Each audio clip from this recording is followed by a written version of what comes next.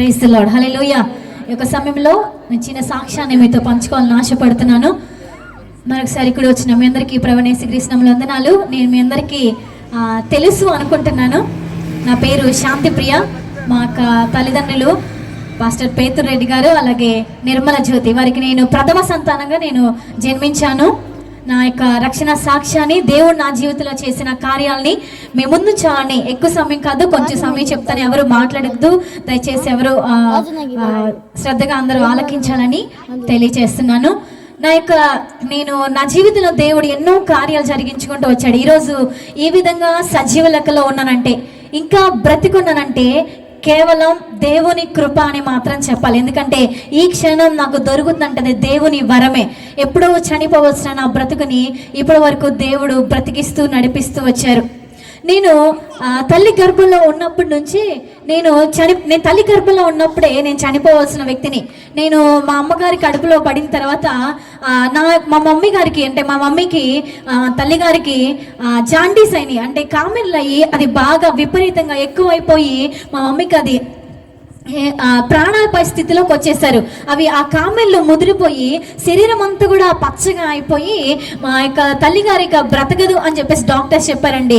అయితే అంత మాత్రమే కదా, డాక్టర్స్ ఏమన్నారంటే ఈమె బ్రతకడం కష్టం, అంత మాత్రమే కాదు మనం మెడిసిన్ వాడదాం, అయితే లోపల బేబీ ఉంది కదా, ఆ యొక్క అబార్షన్ చేసేస్తే మందులు వాడొచ్చు అని చెప్పేసి అనుకున్నారండి. అయితే డాక్టర్స్ అన్నారు అబార్షన్ చేయాలి అని చెప్పుకొని మా మమ్మీ అన్నారు లేదు, దేవుడు నాకు వాగ్దానం చేసి ఇచ్చారు ఈ బిడ్డని, దేవుడు నాతో మాట్లాడి ఈ బిడ్డని ఇచ్చారు, ఏమాత్రం కూడా నేను అబార్షన్ చేయించుకోను, నాకు మందులు వాడకపోయినా పర్లేదు, నేను చచ్చిపోయినా పర్లేదు, కానీ నేను మాత్రం అబార్షన్ చేయించుకోనని చెప్పారండి. ఆ తర్వాత మా మమ్మీని ఇంటికి తీసుకొని వచ్చారు.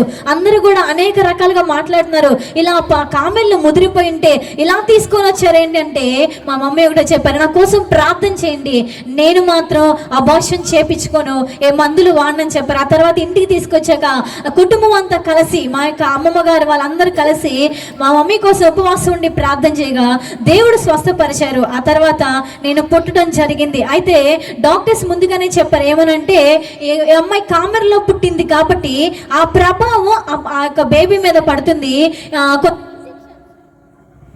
కొన్ని ఇంజెక్షన్స్ చేయించుకోండి, కొన్ని మందులు వాడి, ఆ మందులు వాడితే శరీరం మీద తెల్ల మచ్చలు అనేవి రావు, లేదంటే పుట్టిన ఆ బిడ్డకి తెల్ల మచ్చలు అనేవి శరీరంలో వస్తాయి అని చెప్పేసి డాక్టర్స్ చెప్పారండి. కానీ అప్పుడు దినాల్లో ఉన్నటువంటి ఆర్థిక స్తోమతను బట్టి, లేదంటే అంతగా జ్ఞానం అన్ని విషయాలు తెలియకపోవడాన్ని బట్టి దాన్ని అంతగా పట్టించుకోలేదు. అయితే నేను పుట్టినప్పుడు చాలా ఆరోగ్యంగా చాలా మంచిగా ఉన్నాను, కానీ నాకు 4 సంవత్సరాల వయసు వచ్చిన తర్వాత నా శరీరంలో తెల్ల మచ్చలు మొట్టమొదటిగా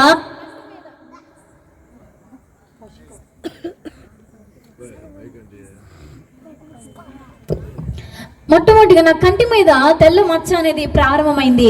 అది క్రమక్రమంగా నా శరీరం అంతా కూడా వ్యాపించడం జరిగింది. ఇక్కడ ఉన్న మీలో చాలా మందికి తెలుసు, నేను చిన్నప్పుడు ఇక్కడే పెరిగాను. అయితే నా శరీరం మీద ఆ తెల్ల మచ్చలు అనేవి క్రమక్రమంగా పెరిగిపోతూ ఎన్నో మందులు, చాలా రకాల మందులు, నాటు మందులు ఏంటి, ఇంగ్లీష్ మెడిసిన్స్ ఏంటి, ఎన్ని రకాలైతే ఉంటాయో అన్ని చాలా హాస్పిటల్స్కి మా నాన్నగారు తీసుకెళ్తూ వచ్చారు. ఎక్కడికి వెళ్ళినా కూడా ఏమాత్రం కూడా అవి తగ్గని పరిస్థితి ఇంకా ఎక్కువైపోతూ ఉండేది. కొన్నిసార్లు అయితే వాటి మీద పుండ్లు పడిపోవడం కూడా జరుగుతూ ఉండేది. అయితే నేను మా నాన్నగారు ఒకటే చెప్పారు, డాక్టర్స్ ఏమన్నారంటే ఇది తగ్గదండి, ఒకవేళ మందులను బట్టి తగ్గినట్లుగా అనిపించినా దీనికి విడుదల అనేది మాత్రం రాదు అని డాక్టర్స్ చెప్పారు. అయితే మా నాన్నగారు మమ్మల్ని ప్రతిరోజు, అప్పటికే మా నాన్నగారు వాళ్ళు కూడా రక్షణ పొంది మా నాన్నగారు దేవుని చేస్తున్నారు, ఇక్కడ దేవుని సేవకై దేవుడు మాట్లాడిన దాన్ని బట్టి ఈ ఊరికి సేవ చేయడానికి వచ్చారు. ఆ తర్వాత ఆ యొక్క సమయంలో ప్రతిరోజు ఉదయం ప్రార్థన చేసేవాళ్ళు. 4 గంటలుగా లేచి వాళ్ళు 2ంటికి 3ంటికి లేచి ఇలా ప్రార్థన చేస్తూ ఉండేవాళ్ళు. తెల్లవారుజామున పిల్లలుగా మమ్మల్ని కూడా లేపి ప్రార్థన చేపిస్తూ ఉండేవాళ్ళు. అయితే మా నాన్నగారు ఆ తెల్లవారుజాము ప్రార్థనలో మాకు చెప్పిన విషయం ఏంటంటే, నాతో మాట్లాడిన విషయం, ఇదిగో ఈ తెల్ల మచ్చలు అనేవి నీ శరీరం మీద తగ్గడం అది అసాధ్యం. అయితే డాక్టర్స్కి అసాధ్యం అవ్వచ్చేమో కానీ దేవునికి అసాధ్యం లేదు.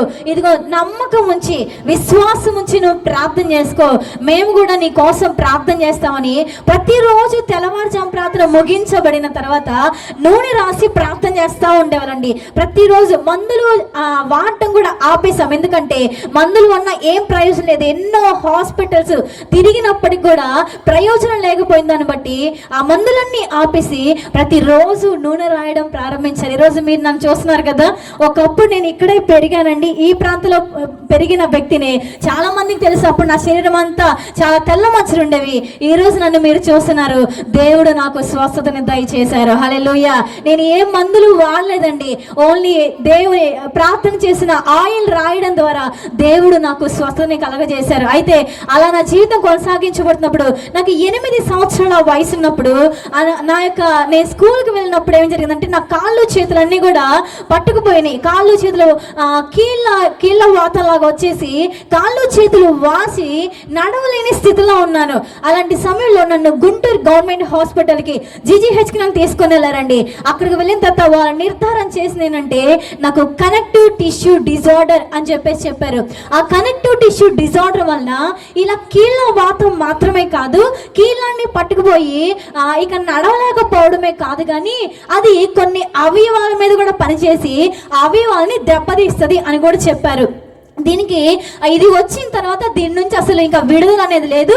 దీనికి ఏమాత్రం కూడా ఇది వచ్చిన తర్వాత ఇది శరీరం నుంచి పోవడం అనేది మాత్రం జరగదు అని చెప్పేసి డాక్టర్స్ చెప్పారండి. మేము నా 8వ సంవత్సరంలో నాకు బాగా గుర్తు, నెల రోజుల పాటు మేము ఆ జీజీహెచ్లో ఉండటం జరిగింది.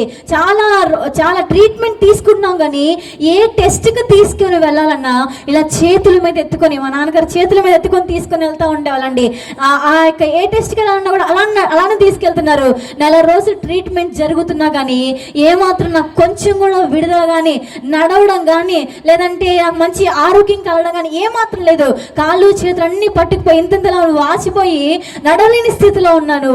ఆ సమయంలో మా నాన్నగారు ఒక మాట చెప్పారు, నెల రోజుల నుంచి హాస్పిటల్లో ఉన్నావు, నెల రోజుల నుంచి ఏమాత్రం ఇన్ని మెడిసిన్స్ వాడిన ప్రయోజనం లేదు. ఇదిగో తెనాల్లో ఒక మీటింగ్ జరుగుతుందంట, ఒక పాస్టర్ గారు వచ్చారంట, మనం అక్కడికి వెళ్దాము అని చెప్పేసి అన్నారండి. హాస్పిటల్లో చెప్పకుండా వెళ్ళకూడదు, కానీ వాళ్ళు అడిగితే పర్మిషన్ ఎవరు, ఆల్రెడీ అడ్మిట్ అయ్యి ఉన్నాం కాబట్టి మా నాన్నగారు ఏం చేశారంటే ఎవరికి చెప్పకుండా తీసుకొని వెళ్ళిపోయిన తర్వాత ఆ మీటింగ్కి వెళ్ళేటప్పుడు కూడా నన్ను ఎత్తుకొని అక్కడికి తీసుకువెళ్ళడం జరిగింది. అక్కడికి వెళ్ళిన తర్వాత ఎత్తుకొని నన్ను తీసుకొని వెళ్ళారు. ఆ మీటింగ్లో దైవ సేవకులు వాక్యం అందించిన తర్వాత ముందుకి ఎవరికైనా ప్రార్థన వస్తుంటే అస్వస్థగా ఉంటే వాళ్ళు ముందుకు రమ్మంటే నన్ను కూడా అలానే ఎత్తుకొని ఆ యొక్క స్టేజ్ ముందుకు నన్ను తీసుకొని వెళ్ళడం జరిగింది. ఇవన్నీ నిజంగా జరిగిన సంఘటనలేనండి. అయితే ఆ స్టేజ్ ముందు భాగానికి వచ్చినాక దైవజనులు స్టేజ్ మీద ప్రార్థన చేస్తున్నారు. మాటలు ఆలకించాలి, ఎవరు కూడా అటు ఇటు చూడొద్దు, అటు ఇటు తిరగొద్దు, ఎవరు కూడా గొడవ చేయొద్దు. కొంచెం సమయం ఉంది, ఎక్కువ సమయం లేదు. సో నేను ఫాస్ట్గా చెప్తున్నా, మిమ్మల్ని బట్టి పక్కన డిస్టర్బ్ అవ్వద్దు. హల్లెలూయా. ఓకే, ఆ సమయంలో నన్ను చేతుల మీద తీసుకొని ఆ స్టేజ్ ముందు తీసుకుని వెళ్ళండి. దైవజనులు ప్రార్థన చేస్తూ ఉన్నారు స్టేజ్ మీద నుండి. ఆ ముందు లైన్లో వాలంటీర్స్ కింద నిలబడ్డారు. అటు నుంచి అందరు చాలా మంది నిలబడ్డారు. నేను ఫస్ట్ లైన్లో ఉన్నాను. నా ముందు వాలంటీర్స్ అందరూ ఇలా చేతులు పట్టుకొని ప్రార్థన చేస్తున్నారు. ప్రార్థనలో ఏకీభవిస్తూ దైవజనులు స్టేజ్ మీద ప్రార్థన చేస్తుంటే నేను కూడా ప్రార్థనలో ఏకీభవిస్తున్నాను. ఆ సమయంలో జరిగినంటే ఒక దర్శనం నాకు కలుగుతోంది. ఒక చీకటి గదిలో, ఒక చీకటి ప్రదేశంలో నేను ఉంచబడి ఉన్నాను. ఏమాత్రం వెలుగు అనేది లేదు. ఆ సమయంలో ఒక వ్యక్తి నేను చాలా లోపలగా ఆ రూమ్ లో ఉంచబడి ఉన్నాను. ఒక ఆయన తలుపు దగ్గర నుంచున్న వ్యక్తి నాకు కనిపిస్తున్నాడు. ఆయన ముఖాన్ని అయితే నేను చూడలేకపోయాను, కానీ ఆయన చాలా దగదగా మెరిసిపోతే ఆయన వస్త్రాల వెలుగే నా మీద పడతా ఉందండి. ఆయన అలా నడుచుకుంటా వస్తుంటే ఆయన ముఖాన్ని నేను చూడలేకపోయాను, కానీ ఆయన వస్త్రాల వెలుగు నా మీద పడతా అలా ఉంది. ఆ దర్శనం నాకు కలిగింది. ఆ తర్వాత ప్రార్థన ముగించబడ్డాక దైవజనులు అన్నారు, ఇదిగో మీకు ఏదైనా రోగం అంటే దేవుడు స్వస్థపరిచాడేమో చూసుకోండి అంటే అప్పుడు నేను విశ్వాసంతో దేవుడిని స్వస్థపరిచాడు, నెల రోజు నుంచి నడవలేకపోయాను కదా, దేవుడు నన్ను తప్పకుండా స్వస్థపరిచాడు అని చెప్పేసి నేను ఆ రోజు చిన్నగా అడుగులేస్తా ఉంటే దేవుడు ఆ రోజు నాకు స్వస్థన కలుగజేశాడండి. హల్లెలూయా. ఆ మీటింగ్ లో అక్కడికి వెళ్ళిన తర్వాత నన్ను ఎత్తుకొని తీసుకెళ్లారు, కానీ తిరిగి వచ్చేటప్పుడు నడుచుకుంటా నేను వచ్చానండి. హల్లెలూయా. దేవుడు అంత అద్భుతంగా దేవుడు నన్ను స్వస్థపరిచారు. అయితే నాకు ఇంతకీ చెప్పాను కనెక్టివ్ టిష్యూ డిజార్డర్ వల్ల కొన్ని అవయవాల మీద పనిచేస్తాను. అలాగే నాకు ఆ కనెక్టివ్ టిష్యూ డిజార్డర్ వల్ల ఏమైందంటే నా గుండె మీద అది పనిచేయడం ప్రారంభించింది. నా గుండె మొట్టమొదటిగా సైజు పెరిగింది, అంటే అది హార్ట్ ఎన్లార్జ్ అవ్వడం జరిగింది. నాకు కొంచెం దూరం కూడా నడలేను, ఆయాసం వస్తూ ఉండేది, బాగా దగ్గు వస్తూ ఉండేది. నాకు బాగా గుర్తండి, నేను నా యొక్క చదువు విషయంలో కూడా, ఎందుకంటే అక్టోబర్ మాసం వచ్చిందంటే నేను బెడ్డెక్కేదాన్ని. అక్టోబర్ నుంచి మార్చి వరకు నాకు ఒకే ఒకటి తెలుసు, అదేనంటే మంచం మీద ఉంటాం, దగ్గడం, ఇంకా కొంచెం 2 అడుగులు కూడా వేరే స్థితి, అన్నం కూడా తెలియని స్థితి. ఇది నా పరిస్థితి ఇలా ఉండేది. అయితే అలాంటి అనారోగ్య సమయంలో హాస్పిటల్ తీసుకెళ్తే డాక్టర్ అన్నారు, ఈ అమ్మాయి బ్రతకడం కష్టం అండి, హార్ట్ ఎల్లార్జ్ అయిపోయింది, ఈ కనెక్టివ్ టిష్యూ డిజార్డర్ వల్ల ఈ అమ్మాయికి ఇలా వచ్చిందని చెప్పారు. నర్సరావుపేట పిల్లల హాస్పిటల్ భారతీయ నర్సింగ్ హోమ్ అని నాగేశ్వరరావు డాక్టర్ గారు, ఆయన దగ్గరికి తీసుకుని వెళ్ళినప్పుడు ఆయన అన్నారు, ఈ అమ్మాయి బ్రతకదండి. ఆ సమయంలో ఏం జరిగిందంటే బాగా కొంచెం సీరియస్ అయ్యి నా యొక్క స్పృహ కోల్పోవడం జరిగింది. ఆ తర్వాత ఆ యొక్క డాక్టర్స్ అన్నారు, ఈ అమ్మాయిని ఇంటికి తీసుకెళ్ళిపోండి, వారం రోజుల కంటే బ్రతకదని. నా 8వ సంవత్సరంలో డాక్టర్ చెప్పారండి. ఇప్పుడు నా వయసు అంతా తెలుసా? నేను వయసు చెప్పడానికి నేను సందేహించట్లేదు, ఎందుకంటే దేవుని మహిమార్థమై చెప్పాలనుకుంటున్నాను. నా వయసు ఇప్పటికి 27 కంప్లీట్ అవ్వస్తున్నాయి, 28 రాబోతున్నాయి. అంటే 8వ సంవత్సరంలో చచ్చిపోవాల్సిన నన్ను దేవుడు ఇప్పటికీ సజీవ లెక్కలో ఉంచాడు. హల్లెలూయా! దేవుడు అంత గొప్ప కార్యం. డాక్టర్స్ అన్నారు, వారం రోజులు చచ్చిపోయి దాన్ని తీసుకెళ్ళిపోండి అన్నారు. ఇంటికి తీసుకొచ్చి మందుల్లో పడుకోబెట్టి ఆ రాత్రంతా దైవజనులు మా అమ్మ మా నాన్నగారు ఇద్దరు ప్రార్థన చేశారండి. తెల్లవారి కల్లా దేవుడు నాకు స్వస్థతనిచ్చారు. హల్లెలూయా! ఆ తర్వాత ఆ గుండె సమస్య అలానే పెరుగుతుంది, నా చదువు కూడా అలా కంటిన్యూ అవుతుంది. నాకు ఒక ఆశ ఉండేది ఏంటంటే నేను ఒక డాక్టర్ అవ్వాలి, నేను మిషనరీగా వెళ్ళాలంటే వేరే ప్రాంతాల్లో దేవుని సువార్త చెప్పాలి, ఒక డాక్టర్గా అవ్వాలి అని చెప్పేసి, చాలా మందికి సేవ చేయాలి అని చెప్పేసి నాకు ఆశ ఉండేది. అయితే నా యొక్క అనారోగ్య సమస్యను బట్టి సరిగా చదువుకోలేకపోయాను. అయితే అలా నా చదువు కూడా సరిగా జరగలేదు. అయితే నాకు ఈ అనారోగ్య సమస్యను బట్టి ఏంటంటే హార్ట్ ఎన్లార్జ్ అవ్వడం, ఇంతకు చెప్పాను కదా, ఆ తర్వాత హార్ట్ రైట్ సైడ్ మొత్తం ఫెయిల్ అయిపోయింది. అంత మాత్రమే కాదు, ఆ యొక్క గుండె కుడి భాగం అంతా పాడవపోవడమే కాకుండా దానిని బట్టి రక్త ప్రసరణ సరిగా లేక ఊపిరితిత్తులు కూడా దెబ్బతినడం జరిగింది. డాక్టర్స్ చెప్పారు, ఈ యొక్క గుండె ఊపిరితిత్తులు 2 ట్రాన్స్ప్లాంటేషన్, అంటే కొంతమంది మార్చుకుంటారు కదా, సో వేరే చనిపోయిన వ్యక్తులు ఎవరైతే బ్రెయిన్ డెడ్ అయిన వాళ్ళక అవి వాళ్ళు మారుస్తారు కదా, అలాగా ట్రాన్స్ప్లాంటేషన్ చేయించుకుంటే ఏదైనా అవకాశం ఉండొచ్చేమో అని డాక్టర్స్ అన్నారండి. కానీ అలాంటిది ఏమీ లేకుండా దేవుడు ఇప్పుడు దాకా నన్ను సజీవంగా ఉంచాడు. అలా నా చదువు కొనసాగుతూ ఉంది. నేను ఇంటర్మీడియట్ సెకండ్ ఇయర్లో ఉన్నప్పుడు దేవుడు నాతో మాట్లాడి, నేను అనుకున్నాను, ప్రభువా నా చదువు చూస్తే ఇలాగుంది, మరి నేనేం చేయాలి, మరి నేను నీ సేవ చేయాలని ఆశ ఉంది, కానీ నాకు డాక్టర్ అవ్వాలని ఆశ ఉంది, మరి ఏం చేయాలి, నాకేం అర్థం కావాలంటే దేవుడు ఒక మాట ద్వారా నాతో మాట్లాడారు, నీవు నాకు సేవ చెయ్యాలి అని. అయితే అప్పుడు ఇంకా నేను డాక్టర్గా లేదంటే ఇక మెడికల్ వైపు వెళ్ళడం అనేది మానుకొని నేను ఏం చేశానంటే, ఇక డాక్టర్గా వెళ్ళడానికి అంత చదువు ఎక్కువ నేను మార్క్స్ సంపాదించుకోలేదు. సో మెడికల్ సైడ్ వెళ్దామన్నా కూడా దేవుడు నాతో మాట్లాడారు, సేవకి వెళ్ళమని. అప్పుడు ఇంటర్మీడియట్ సెకండ్ అయిపోయినాక నేను దేవుని యొక్క సేవ కొరకై బైబిల్ ట్రైనింగ్కి వెళ్ళడం జరిగింది. అక్కడికి వెళ్ళిన తర్వాత నాకు ఒక దాంట్లో జాయిన్ చేశారు. ఏంటంటే ఏదైనా ఒక మందు మార్కెట్లోకి వచ్చే ముందుగా కొంతమంది మీద ప్రయోగం చేస్తారు. అలాగా మీకు తెలిసి ఉండదు, కోవిడ్ టైంలో, కరోనా టైంలో కూడా ముందుగా కొంతమంది మీద ప్రయోగం చేశాక మార్కెట్లోకి విడుదల చేశారు, మీకు తెలుసా? అలాగా నా విషయంలో కూడా హార్ట్కి సంబంధించి కొన్ని మెడిసిన్స్ మార్కెట్లోకి విడుదల చేసే ముందు నా మీద కూడా ప్రయోగం చేశారు. దాంట్లో జాయిన్ చేశారు. నాకు ఇష్టం లేదు, కానీ వాళ్ళు ఏమన్నారంటే ఇది సక్సెస్ అయితే ఫ్రీ మెడిసిన్ ఇస్తారని చెప్పారండి. నేను అనుకున్న చాలా లక్షల రూపాయలు ఇప్పటికీ మందులకి ఎంతో ఖర్చు పెట్టుంటారు కదా, సో ఉపయోగపడతాయి అనుకున్నాను నేను కూడా. కానీ అది 1 నెల వాడాను. 2వ నెల వాడిన తర్వాత నాకు కడుపులో బాగా విపరీతమైనటువంటి కడుపుల నొప్పి అనేది ప్రారంభమైంది. డిసెంబర్ 31 ఆ రోజు నా పుట్టినరోజు. మా మమ్మీ ప్రార్థన చేశారు, అయ్యా మంచి ఆరోగ్యం దయచేయమని. అప్పటికి నా ఆరోగ్య పరిస్థితి బాగలేదు. అప్పటికి అక్టోబర్ మాసం నుండి నేను తాలింపు వేస్తుంటేనే వాంతులు అవుతాయి అన్నమాట. అంటే కనీసం ఫుడ్ తీసుకుందామన్నా కూడా తీసుకోలేని పరిస్థితి. అప్పటికే బెడ్ మీద ఉన్నాను, అప్పటికి మంచం మీద 2 నెలలుగా ఉంటున్నాను. నడలేని స్థితిలో ఆయాసంతో ఎంతో బాధపడుతున్నా. 2015వ సంవత్సరం డిసెంబర్ 31న విపరీతమైన కడుపు నొప్పి. తెల్లవారుజామున డాక్టర్ని పిలిపించి, ఈవుల డాక్టర్ని పిలిపించి ఇంజెక్షన్ చేపించిన తగ్గలేదండి. తర్వాత ఉదయాన్నే హాస్పిటల్ తీసుకెళ్తే నర్సరావుపేటలో మహాత్మా గాంధీ హాస్పిటల్ తీసుకెళ్తే ఆయన అన్నారు, ఈ అమ్మాయి ఇంకా బ్రతకదండి, ఇంటికి తీసుకెళ్ళిపోండి, కిడ్నీస్ పనిచేయట్లేదు అని చెప్పేసి అన్నారండి. మా నాన్నగారు అండి, ఈరోజు మా అమ్మాయి పుట్టినరోజు అంటే ఇదే లాస్ట్ పుట్టినరోజు అనుకోండి అన్నారు. వచ్చేసాం. నాకు తెలియదు ఈ విషయం. ఇంటికి వచ్చే చక్కగా అది అయిపోయింది. ఆ రోజు 31st నైట్ జరిగింది. మళ్ళా 1వ తారీఖున తెల్లవారుజామున కడుపు నొప్పి స్టార్ట్ అయింది విపరీతంగా. ఇక స్టమక్ పెయిన్ ఎక్కువైపోయింది, వాంతులు, విరోచనాలు ఇంకా ఆగకుండా అలా జరుగుతూ ఉంది. నన్ను మా నాన్నగారు హైదరాబాద్ హాస్పిటల్ తీసుకుని వెళ్ళారండి. అక్కడ వెళ్ళాక స్పృహ కోల్పోయాను. బీపీ, ప్లేట్లెట్స్ అన్ని సమస్తం కూడా అన్నీ పడిపోయినాయి. వెంటిలేటర్స్ మీద పెట్టారండి. అక్కడ నన్ను చూసే డాక్టర్ గారు బీకే శాస్త్రి కాదు, ఆయన కేర్ హాస్పిటల్ నాంపల్లి. ఆయన నన్ను చూస్తే ఆయన అన్నారు, మా నాన్నగారిని పిలిచి చెప్పారంట. అప్పటికి నేను స్పృహ కోల్పోవడం జరిగింది. మీ అమ్మాయికి చేసిన వైద్యం అంతా చేసాం, మీ అమ్మాయి చేసిన వైద్యం మొత్తం చేసాం, కానీ ఇదిగో మా వల్ల అయితే కాదు, ఏదైనా ఉంటే మీ దేవుడు చెయ్యాలని చెప్పారండి.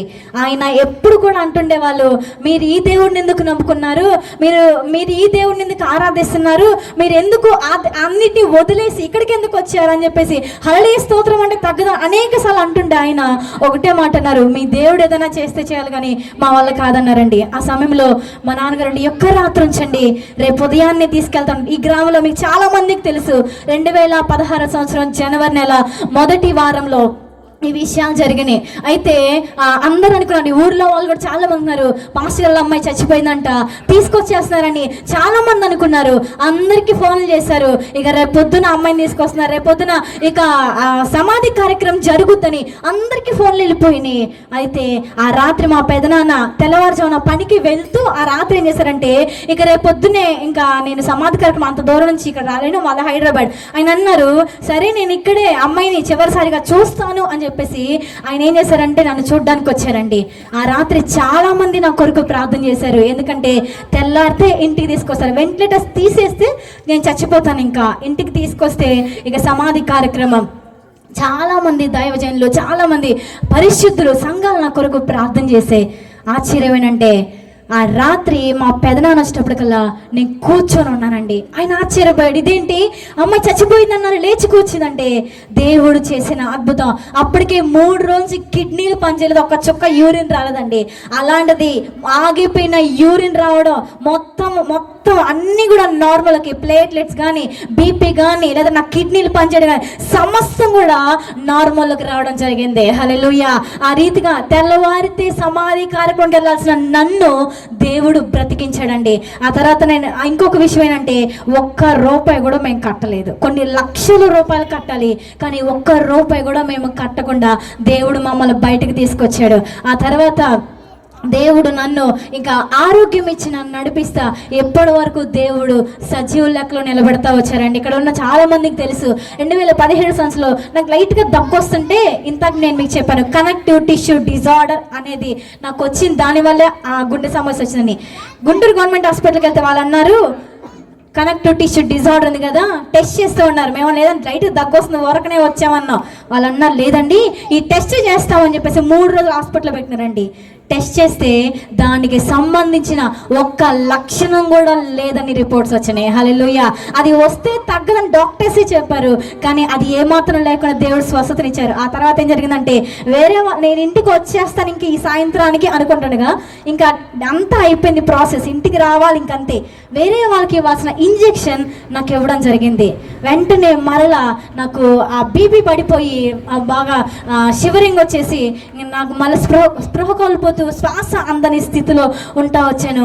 ఆ సమయంలో నాకు అర్థమవుతుంది, నాకు ఆత్మ పైకి వెళ్ళిపోతా ఉంది. ప్రార్థన చేశా, ప్రభువా నాకు 2 సంవత్సరాల ఆయుష్, కొంతమందికి సువార్త చెప్పి నీ దగ్గర నడిపించి నేను చచ్చిపోతా, 2 సంవత్సరాల ఆయుష్ అని అడిగానండి. అది 2017వ సంవత్సరం జనవరి మాసం. ఇప్పటికి 2 సంవత్సరాలు ఎప్పుడో ముగించవండి, కానీ దేవుడు ఇప్పటి వరకు నన్ను సజీవులు అక్కడ నిలబెట్టారు, మంచి ఆరోగ్యాన్ని ఇచ్చారు. హల్లెలూయా. ఈ మాటలు వింటున్న దేవుని ప్రజలారా, ఇదిగో నీ కుటుంబంలో కూడా ఏ సమస్యతో ఉన్నావో నాకు తెలియదు, ఏ రోగంతో ఉన్నావో నాకు తెలియదు, కానీ యేసయ్యకి అసాధ్యమైనది ఏది లేదు. నా జీవితంలో ఎన్నో సమస్యలు నాకు చాలాసార్లు అనిపించేది, ఎందుకు ఈ బ్రతుకు, ఎందుకు నేను బ్రతకాలి, ఈ కష్టాలు నేను ఎంతకాలం భరించాలి, చచ్చిపోతే బాగుంటుంది కదా అని అనేక సార్లు అనిపించేది. కానీ అనేక సార్లు దేవుడు తన వాక్యం చేత నన్ను ధైర్యపరుస్తూ వచ్చారండి. నీ జీవితంలో కూడా మరణించాలని, లేదా ఆత్మహత్య కొరకు, లేదంటే ఏదైనా సమస్యను బట్టి నీలో సమాధానం లేక ఉంచబడ్డావా, యేసయ్య దగ్గర ఆయన నీకు సమాధానం మాత్రమే కాదు, నీకు రక్షణ ఇచ్చేవాడు. నీకున్న ప్రతి సమస్య నుండి ఆయన విడిపిస్తాడని నేను ఎన్నో కార్యాలు పొందుకున్నాను. నేను మీ ఎదుట నేను సాక్షిగా ఉన్నాను. ఇదిగో నా జీవితంలో అద్భుతాలు చేసిన దేవుడు మీ జీవితంలో చేయడానికి కూడా ఆయన శక్తిమంతుడైన. బైబిల్ చదివిస్తుంది, నమ్మిన ఎడల దేవుని మహిమ చూస్తావు. నీ జీవితంలో కూడా దేవుని మహిమ చూడాలనుకుంటే, నీ జీవితంలో కూడా దేవుని కార్యాలు చూడాలంటే ఆయన నమ్ము. ఆయన నీ జీవితంలో దేవుడు తన కార్యం జరిగిస్తాడు. దేవుడి మాటలు దీవించును గాక. ఆమేన్. ప్రార్థన చేసుకుందాం. అందరం మోకరేసినట్లయితే ప్రార్థన చేసుకుందాం. ఒకవేళ ఈ యొక్క రాత్రికాల సమయంలో ఏ సమస్యతో వచ్చావో నాకు తెలియదు, కానీ ఏ ఇబ్బందితో వచ్చావో నాకు తెలియదు, కానీ ఒక చిన్న ప్రార్థన చేస్తావా, యేసయ్య నాకు ఈ సమస్య ఉంది, నన్ను స్వస్థపరచు, లేదా నాకు ఈ సమస్య నుండి విడుదల ఇవ్వు, నా కుటుంబంలో సమాధానమే, నా హృదయంలో సమాధానమేమని చిన్న ప్రార్థన చేస్తామా? కళ్ళు మూసుకొని ఒక చిన్న ప్రార్థన, మీకు వచ్చిన మాటలే మీరు ప్రార్థన చేసినట్లయితే నేను మీ కొరకు ప్రార్థన చేస్తాను. స్తోత్రం. హల్లెలూయా, హల్లెలూయా, హల్లెలూయా. మహాపరిశుద్ధుడైన మా తండ్రి నీకు స్తోత్రాలయ్యా. నాయన ఇంతవరకు తండ్రి నీ యొక్క దైవ సేవకులను పెట్టుకుని మీరు మాట్లాడిన ప్రతి మాటను బట్టి స్తోత్రాలయ్యా.